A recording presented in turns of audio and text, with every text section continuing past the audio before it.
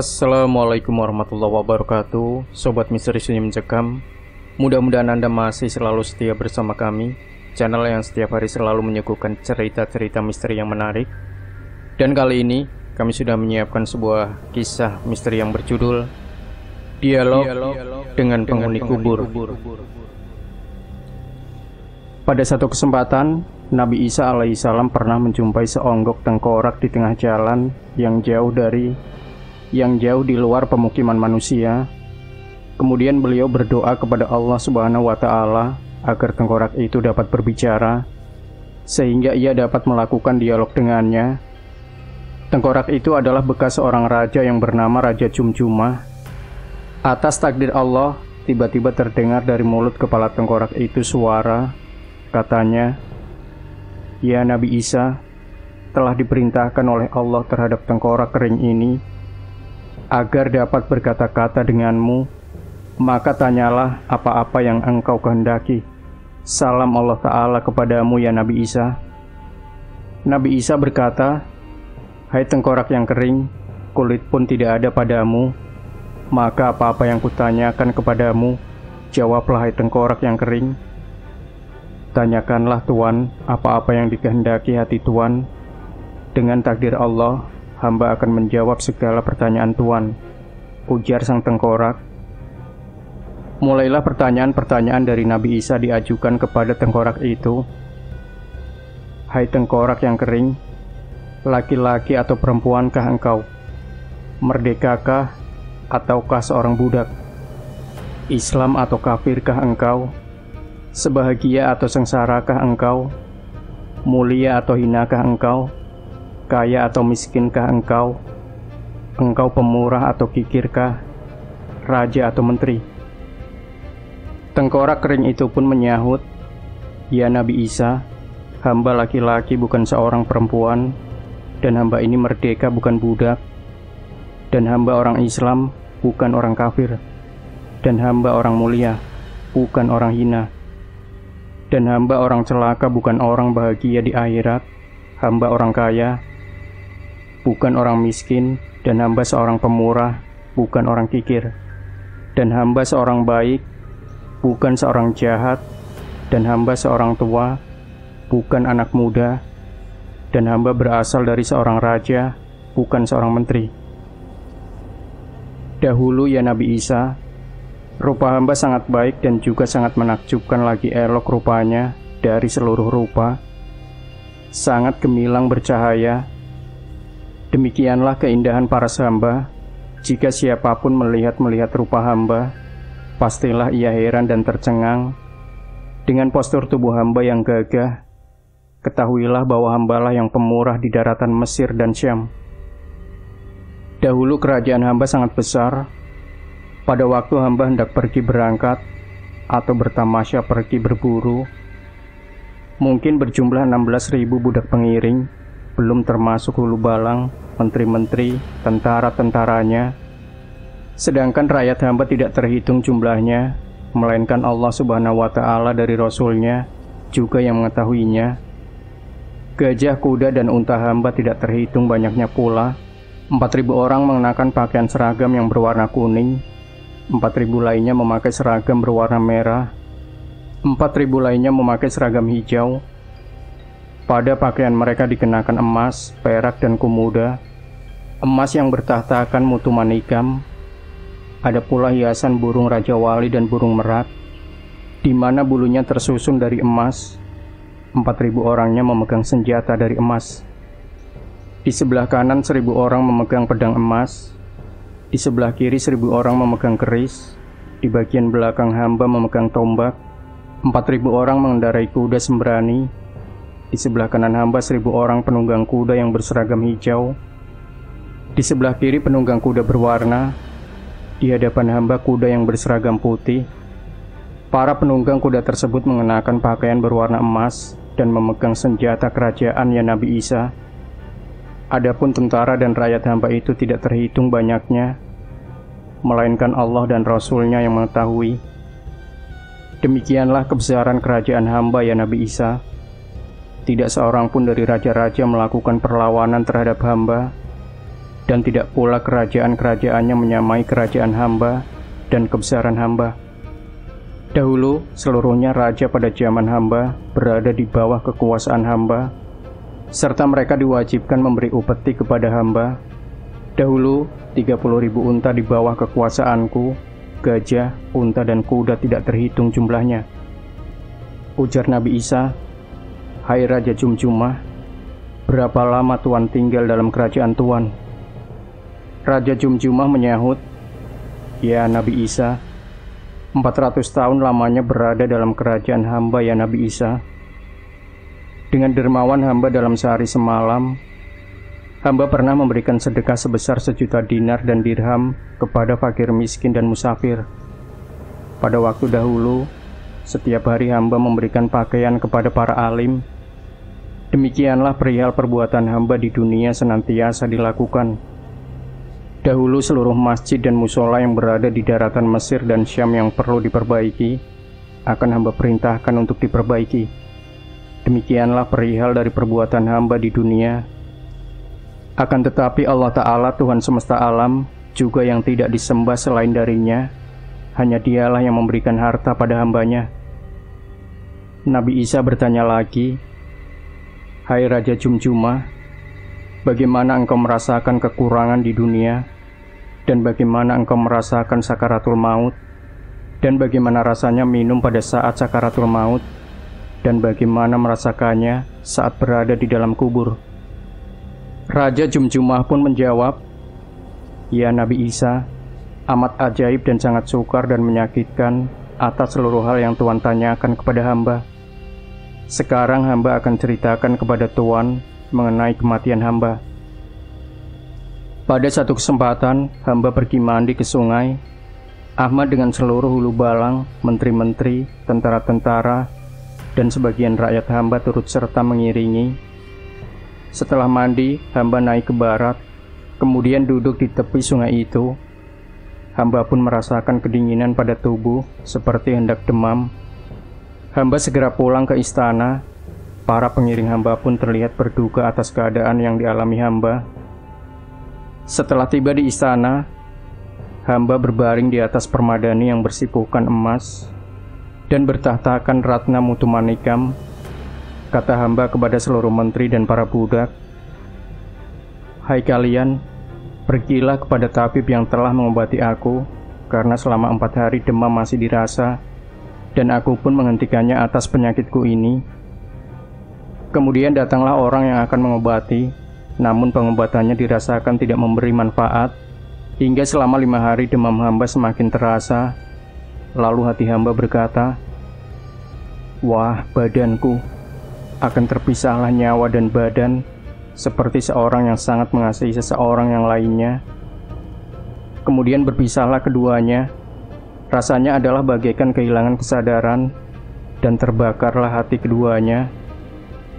Dan apapun yang dilakukan, bagi hamba tidak akan menjadikan penghibur, karena sangat cintanya kepada sang kekasih, dan selalu teringat terhadap perpisahannya tersebut. Demikianlah cintanya kepada nyawa hamba saat terpisah dengan badan hamba. Dari kehendak yang memilih kehendak itu, maka ridholah hamba akan kehendaknya ini. Kemudian hamba pun berpikir dalam hati, "Oh, niscaya aku akan mati juga." Karena terlihat muka aku menjadi pucat tidak seperti biasanya, dan berduka citalah hamba.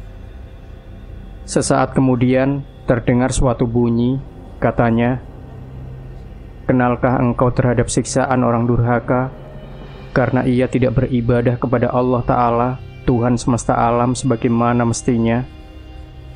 Dan hamba lihat seorang laki-laki amat besar datang ke hadapan hamba. Kemudian ditikamnya dada hamba. Begitu sakitnya hamba merasakan hal demikian. Tersentaklah diri hamba, dan lemah lunglailah dirasakan. Selanjutnya didengar lagi suara, "Keluarkanlah nyawa orang yang durhaka ini." Maka seluruh tubuh hamba terasa seperti bercerai-berai. Seluruh sendi-sendi tulang hamba terbaring di atas bantal. Ketika itu, anak istri dan keluarga hamba begitu menangisi karena cintanya kepada hamba. "Oh, aku ini akhirnya mati juga pada hari ini." saat ini telah datang ajalku. Waktu itu, tidak ada seorang pun yang dapat menolong hamba, dan tidaklah dapat menyertai hamba. Hamba pun melihat seluruh anak istri dan seluruh keluarga hamba. Maka hamba melihat seluruh anak istri dari keluarga hamba menangis karena sayangnya kepadaku. Pada saat itu, tidak seorang pun dapat memberikan faedah dan manfaat kepada hamba, melainkan karena apa yang telah diberikan kepada para ulama dan fakir miskin dahulu. Itulah yang menolong hamba. Sedangkan apa-apa baik kenikmatan, makanan yang dimakan, pakaian yang terbuat dari emas yang dipakai dahulu, kini ia menjadi siksaan dan azab kepada hamba. Kemudian datanglah malaikat maut kepada hamba dengan bunyinya yang berat. Kepala dan kakinya berada pada 7 lapis langit hingga ke 7 lapis bumi, serta sebelah sayapnya merupakan azab dan sayap lainnya adalah rahmat. Ketika itu mukanya ada 6 ya Nabi Isa, ke-1 dari atas, kedua muka kanan, ketiga muka kiri, ke-4 di bagian depan, ke-5 di bagian belakang, dan ke-6 di bagian bawah. Bertanyalah kembali Nabi Isa, "Hai Raja Jumjumah tengkorak kering, apa yang Anda pertanyakan kepada malaikat maut?" Jawab sang raja, "Ada pertanyaan yang diajukan, yaitu, Hai malaikat, apa sebabnya mukamu itu ada 6? Saut malaikat, "Hai Raja Jumjumah, orang durhaka celaka. Ketahuilah olehmu, bahwasanya mukaku dari atas kerjanya mengambil nyawa seluruh nyawa anbiya. Mukaku dari depan akan mengambil nyawa seluruh umat Nabi Muhammad SAW. Muka di bagian belakang berperan dalam mengambil nyawa orang-orang kafir. Mukaku di bagian kanan mengambil nyawa penghuni wilayah Masyrik, dan sebelah kirinya mengambil nyawa penghuni wilayah Maghrib. Dan mukaku di sebelah bawah mengambil nyawa segala jin dan setan." Nabi Isa mengajukan pertanyaan berikut, "Hai Raja Jumjumah, bagaimana kau merasakan kedatangan kematian?" Raja Jumjumah berucap, "Ya Nabi Isa, pada satu waktu datanglah malaikat maut kepada hamba. Ia datang mengambil nyawa hamba. Lalu kulihat ia beserta dengan 30 malaikat yang disuruhnya untuk memegang lidah hamba agar jangan menjerit akibat dari rasa takut yang dahsyat, dan mendengarkan suara mereka. Tulang belulang hamba lemah lunglai rasanya. Jika para penghuni wilayah Maghrib mendengarkan suara itu yang seperti halilintar yang membelah, demikianlah suaranya itu." Selanjutnya, ke-30 malaikat tersebut diperintahkan oleh Allah untuk memegang kaki hamba agar jangan bergerak. Kemudian diperintahkan oleh Allah untuk melontarkan tembaga ke dada hamba yang kemudian hancur. Begitu sangat sakit dan panasnya terasa di dada hamba. Sekali lagi diperintahkan oleh Allah Ta'ala seorang malaikat untuk memegang leher hamba, serta dipakaikannya rantai dan belenggu pada leher hamba, dan dipakaikannya tali kekang terbuat dari api pada mulut hamba oleh malaikat, dan disiksanya hamba. Begitu menderita hamba akibat sakitnya itu, maka ucap hamba kepada malaikat yang menyiksa hamba, "Lepaskanlah hamba dari siksa ini. Sebagai upahnya, akan kuberikan seluruh harta, anak istri, segala budak hamba." Setelah mendengar perkataan hamba tadi, maka disapunya mulut hamba oleh malaikatul maut, dan dirasakannya oleh seluruh anggota tubuh seperti hancur lebur rasanya. Malaikat itu berkata, "Hai orang durhaka yang celaka, ketahuilah olehmu bahwa kami ini bukan akan mengambil upah dari kamu, karena kami mengerjakan perintah dari Tuhan kami dengan sesungguhnya. Begitulah kami yang akan mengerjakan dengan sebenar-benarnya. Kami bukanlah seperti kamu manusia yang bersaksi dengan dusta dan bersumpah dengan tidak sebenarnya, dan meninggalkan perintah Allah Ta'ala serta mengerjakan larangan-larangannya. Oleh karena itu, laknat Allah kepada kamu dan azab Allah yang menyiksa dengan tiada berkesudahan hingga hari kiamat." Pertanyaan berikutnya dilontarkan oleh Nabi Isa, "Hai Raja Jumjumah, ketika nyawamu lepas, bagaimana kau merasakan rasa sakitnya, dan tatkala tubuhmu terlentang setelah ditinggalkan nyawanya, bagaimana juga rasa sakitnya? Dijawab oleh Raja Jumjumah, "Ya Nabi Isa, ketika nyawa hamba diambil oleh malaikat maut, beribu-ribu sakitnya dirasakan oleh hamba melebihi seperti ditikam dengan senjata, dan melebihi sakitnya daripada kambing hidup yang dikuliti, dan seperti kain yang teramat tipis, lalu dimasukkan ke dalam air, kemudian dibuang ke atas duri-duri. Setelah itu ditarik oleh pemilik kainnya, maka luluh lantaklah rasanya ketika nyawa hamba diambil oleh malaikat maut, dan setelah itu badan hamba merasakan sakitnya ketika nyawa sudah diambil oleh malaikat maut, dan terbaringlah tubuh hamba di atas tikar. Apabila bergerak ke lantai rumah hamba, dirasakanlah kembali rasa sakitnya ketika diangkat untuk dimandikan oleh orang-orang, dan ketika digosok-gosok saat memandikan, hamba merasakannya begitu sakit. Setelah itu dikafanilah hamba, kemudian diangkat untuk dimasukkannya ke dalam keranda, sambil ditanggung diantarlah ke kubur. Dimasukkanlah aku ke dalam liang lahat, lalu bergoncanglah tanah kuburnya, dan dirasakan oleh aku begitu sangat sakitnya, dan pedih dirasakan seperti hancur lebur daging ini. Berpisahlah seluruh persendian tulang, dan habislah tak tersisa hilang rasanya ya Nabi Isa. Hai Raja Jumjumah, bagaimana rasanya ketika masuk ke bumi dan mendengar suara dari pertanyaan Munkar dan Nakir? Tanya Nabi Isa kembali. Raja Jumjumah menyaut, "Ya Nabi Isa, setelah selesai hamba dikuburkan oleh jamaah, kemudian datanglah dua malaikat. Pertama bernama Munkar dan yang kedua bernama Nakir, yang diperintahkan oleh Allah untuk menanyai orang-orang di dalam kubur. Kemudian kata kedua malaikat tersebut kepada hamba, 'Hai orang durhaka yang celaka, tuliskan olehmu perbuatan yang telah engkau perbuat di dalam dunia, baik jahat maupun baik semuanya. Seluruhnya tuliskan olehmu, jangan kau sembunyikan, agar di hadirat Allah semuanya itu dibalas.' Kata hamba untuk menulis itu, apa tintanya, kalamnya, dan kertasnya untuk hamba. Ujar malaikat itu, 'Hai orang durhaka yang celaka, sebagai tintanya adalah air mulutmu, kalamnya adalah telunjukmu, dan kertasnya itu adalah kain kafanmu. Maka seluruh perbuatanmu yang baik dan jahat, dosa besar dan dosa kecil, seluruhnya tuliskan olehmu. Segeralah kau tuliskan. Mengapa hai orang durhaka yang celaka dirimu diam? Apakah itu keinginanmu?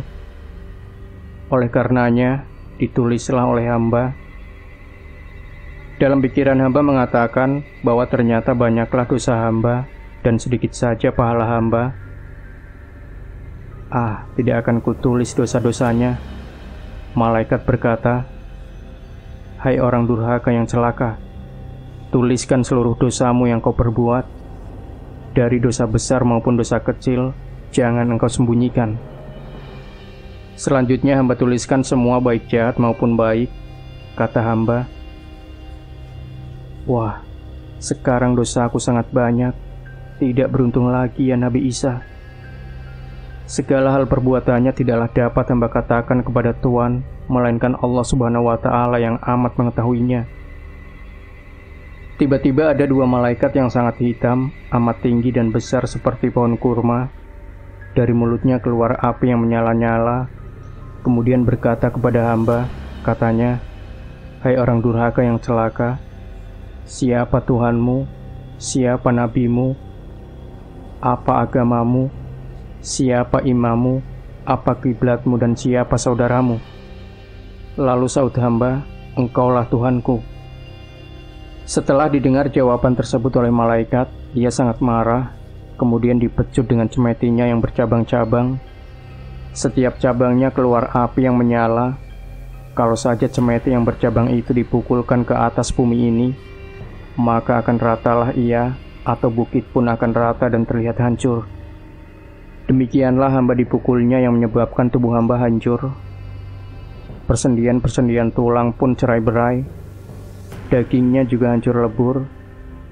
Ibarat awan yang ditiup angin kencang, demikianlah rasanya. Dipukul 3 kali berturut-turut, malaikat berkata lagi, "Hai bumi, jepitlah orang durhaka yang celaka itu. Makanlah olehmu dagingnya sebagai suatu rezeki, karena ia orang yang durhaka kepada Allah Ta'ala." Setelah itu dijepitlah hamba oleh bumi. Habislah luluh lantaklah tubuh hamba, serta daging pun hancur tercerai-berai. Persendian-persendian tulang juga hancur remuk. Ujar bumi, "Hai orang durhaka yang celaka, tatkala engkau tinggal di atasku, seluruh keinginanmu yang durhaka kau lakukan di atasku seperti zina dan lain-lainnya yang dilarang oleh Allah Subhanahu wa Ta'ala." Setelah dijepit oleh tanah tersebut, bumi berkata kembali, "Hai orang celaka yang durhaka, sekarang engkau masuk ke dalam perutku, maka akulah rupa yang buruk, dan akulah rumah yang berisi siksaan, akulah juga rumah yang berisi seluruh bau busuk dan anyir." Selanjutnya hamba melihat 2 orang yang sangat hitam rupanya, kepalanya sangat besar seperti bukit di negeri Syam. Kedua orang itu yang ternyata adalah malaikat, kemudian membawa hamba. Setibanya di bawah ars Allah Ta'ala, terdengarlah oleh hamba satu suara yang mengatakan, "Hai malaikatku, bawalah orang durhaka yang celaka itu ke dalam neraka. Buanglah ia ke dalam siksa yang sangat menyiksa itu." Kemudian hamba dibawa oleh malaikat itu ke neraka. Sesampainya di pintu neraka, hamba diserahkan kepada malaikat Jabariyah seraya mengatakan, "Hai malaikat Jabaniyah, masukkan orang yang celaka ini ke dalam neraka. Siksalah dia dengan siksaan yang sangat menyiksa." Setelah itu hamba pun dimasukkan ke dalam neraka yang amat sangat menyiksa itu. Terlalu banyak macamnya siksaan dan azab yang hamba lihat. Hamba sering menangis dan mengerang menyaksikan keadaan siksa neraka itu. Ucap hamba, "Oh, siapa lagi yang hamba harapkan dan siapa lagi yang akan mengasihi hamba? Oh, bagi hamba sangat diharamkan sekali-kali untuk berbuat dosa. Seandainya hamba berada di dalam dunia, hanya sesaat saja lamanya." Pada waktu itu hamba tidak mengetahui lagi bagaimana nasib hamba selanjutnya. Namun kemudian hamba melihat 4 buah kursi tersimpan di kanan dan kiri ars Allah Ta'ala. Lalu hamba menanyakan kepada malaikat yang menyiksa hamba mengenai siapa yang mendapatkan anugerah Allah Ta'ala Al-Karim itu. Jawab malaikat, "Adapun 1 kursi itu adalah dianugerahkan kepada Nabi Muhammad Rasulullah. 1 kursi berikut adalah untuk Nabi Ibrahim Hailullah, 1 kursi lagi untuk Nabi Isa, dan 1 kursi sisanya adalah bagi Nabi Musa kalamullah." Pada saat itu hamba lihat seorang tua duduk di atas 1 kursi, dan dari hidungnya senantiasa keluar api. Beberapa malaikat diperintahkan oleh Allah Ta'ala untuk memasukkan orang tua itu ke dalam neraka, serta dirantai yang membelenggu dan tali. Setelah selesai menjalani segala macam siksaan, hamba lihat ia dibawa ke atas mimbar. Bawalah ia ke dalam neraka, dan rantailah serta belenggulah dan kekanglah pada lehernya. Sesungguhnya orang ini durhaka yang celaka, tidak mau menuruti perintah Allah Ta'ala dan Rasulnya. Dalam menjalani siksaan, rambut hamba habis terlepas dari kulit, tulang hamba pun hancur dan patah-patah. Bibir hamba seperti bukit Haliyah besarnya, tubuh hamba besarnya seluas seperti jauhnya orang yang mengendarai kuda sembrani selama 3 hari 3 malam. Seperti jarak itulah besarnya. Jika orang lari dengan kuda sembrani yang sangat tangkas selama 3 hari 3 malam, maka tebal bibir atas bawahnya sama seperti itu.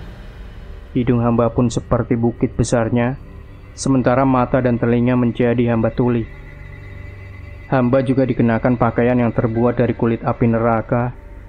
Di dalam baju itu terdapat macam-macam binatang seperti ular, kalajengking, dan lipan yang tercipta dari api neraka. Jika saja binatang-binatang itu diturunkan ke bumi, maka seluruh isi bumi dapat ditutupi oleh karena besar tubuhnya. Dan dengan marahnya binatang-binatang itu menggigit tubuh hamba. Awalnya perut hamba diikat dengan tali dari api neraka dan diikatkan kepada satu pohon yang tercipta dari api neraka juga. Selanjutnya kaki hamba disimpan di atas, sedangkan kepala disimpan di bawah, seperti orang yang digantung sungsang. Andai saja penghuni dunia menyaksikan penyiksaan itu, niscaya seluruhnya akan sangat terkejut dan takut karena kedahsyatan siksaan itu. Setelah selesai dari tempat ini, hamba dibawa kepada saksi lain, kemudian diserahkanlah hamba kepada malaikat Zabaniyah. Hamba disuruh untuk memakai suatu sepatu terbuat dari api yang panjangnya 10 gas, kurang lebih 110 meter, dan tingginya 40 gas. Apabila dipakai ke kaki sepatu itu, maka timbullah rasa hangus di dalam dada dan sangat meruyak hingga serasa hancur lebur. Asapnya naik sampai ke otak hamba ya Nabi Isa. Makanan hamba dari tembaga dan timah yang melebur. Setelah selesai menjalani siksaan di tempat ini, kemudian hamba dibawa ke satu bukit api neraka. Hamba lihat beribu-ribu bukit dari api neraka. Di atas bukit-bukit itu terdapat batu-batu dari api neraka juga. Ada pula pepohonan yang tercipta dari api neraka pula, serta binatang-binatangnya yang terbuat dari api neraka juga. Pada satu bukitnya terdapat siksaan beribu-ribu macam dan beribu-ribu macam api. Terdapat pula sungai-sungai api yang airnya berasal dari tembaga, timah, dan besi yang telah melebur. Ada juga airnya yang berasal dari darah dan nanah yang berbau sangat anyir dan busuk. Tiap-tiap sungai airnya berputar-putar dan bunyinya bagaikan guruh dan halilintar yang membelah angkasa. Demikianlah yang hamba dengar, terdengar hingga 1000 tahun perjalanan manusia. Ketika hamba sampai di atas bukit, binatang-binatang itu disuruh oleh malaikat Zabaniyah menyiksa hamba beratus-ratus kali.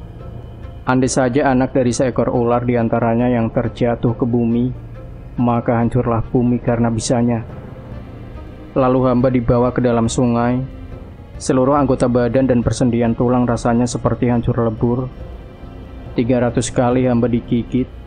Kemudian di bawah bukit beribu-ribu siksaan dan azab Allah Ta'ala hamba rasakan lagi. Dan tubuh hamba diikat dengan tali dan api dan dirantai yang terbuat dari api juga. Hamba pun diikatkan kepada sebuah pohon yang terbuat dari api neraka juga. Sedangkan rantai membelenggu hamba dan dililitkan pula kepada pohon itu. Hanguslah tubuh hamba dan hancurlah daging hamba rasanya. Hamba sendiri ketika hidup kembali tidaklah ada bandingannya. Siksaan-siksaan yang telah dialami itu ya Nabi Isa. Begitu menderitanya, hamba pun menangis dengan menjadi-jadi serta berseru-seru kepada Allah Azza wa Jalla. Ya Ilahi, Ya Robbi, Ya Sayyidi, Ya Maulaya, ya Tuhanku, telah hanguslah segala tubuh hambamu dan hancur leburlah daging hamba, serta meluruh dari kulitnya hamba rasakan ya Tuhanku. Perut hamba pun jadi melorot ke bawah, hingga hamba dapat duduk di atasnya. Demikianlah seruan hamba kehadirat Allah Ta'ala ya Nabi Isa. Hamba kemudian lihat banyak orang yang mendapat siksa, dan datanglah ular, kalajengking dan lipan dari api menggigit mereka, sama seperti yang menggigit tubuh hamba. Mereka pun meraung-raung karena terlalu sangat sakitnya, dan menangis begitu memilukan. Hamba katakan, hai malaikat Zabaniyah, apakah dosanya dari orang-orang itu, hingga disiksa dengan yang demikian itu? Malaikat Zabaniyah menjawab, hai orang durhaka yang celaka, ketahuilah olehmu bahwasanya orang itu tidak mau mandi junub, serta tidak suci dirinya ketika ia pergi ke masjid. Demikianlah dosanya orang itu. Raja Jumjumah berkata, ya Nabi Isa, hamba lihat orang-orang yang matanya dituangi dengan api yang menyala-nyala. Ia terbaring dan tergantung seraya berseru kepada Allah Subhanahu wa Ta'ala. Hamba pun bertanya kepada malaikat Zabaniyah mengenai hal itu. Ia menjawab bahwa sesungguhnya orang itu ketika di dalam dunia sering mengintip aurat istri orang lain serta berusaha menggodanya. Ya Nabi Isa, Hamba juga melihat seorang perempuan yang tengah muntah-muntah dengan lidahnya yang menjulur hingga ke kakinya. Dari mulutnya keluar nanah dan darah yang menggumpal-gumpal. Kemudian disuapinya dengan daging dari api, serta digantung secara sungsang. Kepalanya di posisi bawah, sedangkan kakinya berada di atas. Dan di bawahnya ada api yang menyala-nyala. Ia menyeru-nyeru dengan tangisannya yang sangat memilukan. Suaranya begitu ramai menyayat. Hamba pun bertanya kepada malaikat Zabaniyah, apakah dosa dari orang itu? Malaikat menyahut, mereka itulah yang telah melakukan aborsi. Sebagian yang hamba lihat lehernya tergantung pada rantai dari api yang menyala-nyala. Dan hamba bertanya lagi kepada malaikat Zabaniyah, apa dosanya orang itu? Orang itu tidaklah sekali-kali mau mengambil air untuk sembahyang ketika hidupnya di dalam dunia. Ujar malaikat Zabaniyah. Seluruh persendian hamba pun lemah dan letih rasanya. Tubuh hamba pun bergemetar karena kedahsyatan dan ketakutan hamba menyaksikan azab Allah Ta'ala tersebut, ya Nabi Isa. Lalu hamba pun bertanya kepada malaikat Zabaniyah, siapa yang mandi dan siapa pula yang meminum air sungai tersebut? Dijawab oleh malaikat Zabaniyah, hai orang durhaka yang celaka, adapun yang mandi dan minum air sungai itu adalah orang-orang yang disiksa di dalam neraka. Ya Nabi Isa, hamba lihat di dalam neraka itu beribu-ribu selokan dari api neraka, dan dari selokan tersebut terdapat beribu-ribu rumah. Dari satu rumah terdapat beribu-ribu pintu, dan dari satu pintunya terdapat beribu-ribu bilik dan beribu-ribu bangku, dan dari satu bangku terdapat beribu-ribu ambalan, dan dari satu ambalan terdapat beribu-ribu hamparan dan bantal, dan beribu-ribu azab Allah Ta'ala. Dan seluruh siksaan tersebut berasal dari api juga. Nabi Isa, hamba lihat di dalam neraka itu ada mahligai dari api, dan pada satu mahligainya terdapat beribu-ribu pintu, dan pada satu pintu terdapat beribu-ribu bilik dan bangku, dan dari satu bangku terdapat beribu-ribu hamparan dan bantal, bahwasanya pada tiap-tiap barang tersebut kainnya berasal dari api neraka. Ya Nabi Isa, hamba lihat di dalam neraka itu ada bermacam-macam binatang. Ada yang seperti gajah, kuda, singa, keledai, kalajengking, lipan, burung, babi, anjing, dan kucing. Seluruhnya berasal dari api yang bermacam-macam. Sesungguhnya seluruh binatang tersebut kerjanya adalah untuk menyiksa penghuni neraka. Sesudah hamba merasakan dan melihat berbagai macam siksaan neraka, hamba dibawa oleh malaikat Zabaniyah ke atas bukit yang bernama Bukit Sakuna. Sampai ke atas bukit tersebut dapat ditempuh oleh manusia biasa adalah selama 70.000 tahun, dan terdapat 70.000 tempat pemberhentian. Terdapat pula 70.000 macam siksa di tempat itu, ya Nabi Isa. Di Bukit Sakuna terdapat 70.000 malaikat yang pekerjaannya adalah menghancurkan tembaga, timah, dan besi sebagai bahan untuk menyiksa orang yang tidak mau menuruti akan perintah Allah Ta'ala dan Rasul-Nya. Juga menyiksa hamba di bukit itu. Hamba rasakan tidak ada sesuatu pun yang menyamai azab tersebut. Ya Nabi Isa, seluruh siksaan yang ada di dalam dunia tidak ada satupun yang sama dengan siksaan yang ada di akhirat. Di bukit itu hamba lihat dan hamba dengar penuh dengan ular dan kalajengking dan binatang-binatang buas isinya. Ucap Raja Jumjumah, ya Nabi Isa, adalah bermacam-macam siksaan yang hamba lihat yang tidak mungkin habis hamba ceritakan kepada tuanku mengenai siksaan itu. Setelah selesai hamba menjalani siksaan-siksaan, maka datanglah seorang malaikat untuk menyampaikan amanat dari Allah kepada malaikat Zabaniyah, bahwa Allah Ta'ala telah mengampuni dosaku. Allah Ta'ala telah menganugerahi kasih-Nya. Penyiksaan kepadaku dilakukan karena perintah Allah semata, dan kini aku telah diampuni oleh Allah Ta'ala terhadap seluruh dosaku. Nabi Isa berbicara, hai Raja Jumjumah, berbahagialah Tuhan telah begitu besar dianugerahi oleh Allah Subhanahu wa Ta'ala, telah melepaskan azab. Sesungguhnya segala perbuatan, jika tidak benar niatnya, maka sembahyang dan ibadahnya pun tidak akan memberinya manfaat apapun. Hai Raja Jumjumah, ceritakanlah oleh Tuhan seluruh siksaan yang telah dialami kepada orang-orang, agar mereka menjadi takut dan bertobat setelah mendengarkannya. Kata Raja Jumjumah, "Ya Nabi Isa, tidakkah hamba dapat merasakan penderitaan lagi, dan tidaklah pula dapat menceritakan lagi mengenai siksaan-siksaan dan azab Allah Ta'ala?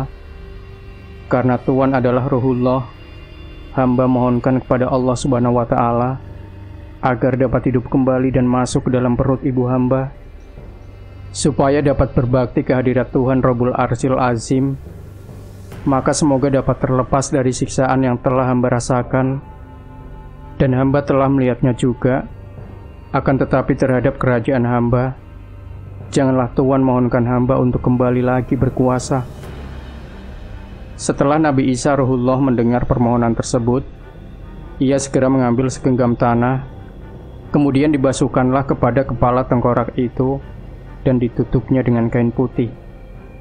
Selanjutnya Nabi Isa melaksanakan sholat 2 rakaat, lalu berdoa kepada Allah agar keinginan dari Raja Jumjumah dapat terkabul. Allah Subhanahu wa Ta'ala pun mengabulkan permohonan Rasulnya itu. Demikian Sobat Misteri Sunyi Mencekam. Jangan lupa berikan komentar Anda, like, share video ini, subscribe channel Sunyi Mencekam, dan kembali nantikan cerita-cerita misteri terbaru dari kami. Wassalamualaikum warahmatullahi wabarakatuh.